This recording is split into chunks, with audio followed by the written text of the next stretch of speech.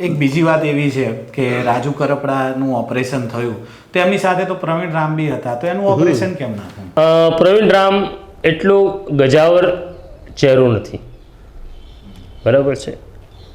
અને પ્રવીણ રામ ઉપર મારી જાણકારી છે તે પ્રમાણે એવા કોઈ ગુના નોંધાયેલા નથી. આમાં પહેલાં તો આ લોકો તમારી નબળી કડી શોધે છે, અમને પંચ પકડતા આવડે છે.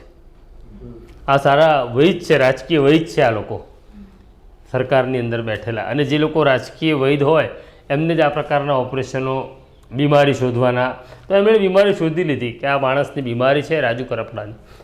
એની સામે એને 3 બીમારીઓ છે. એક 326ની બીમારી છે, એક 307ની બીમારી છે.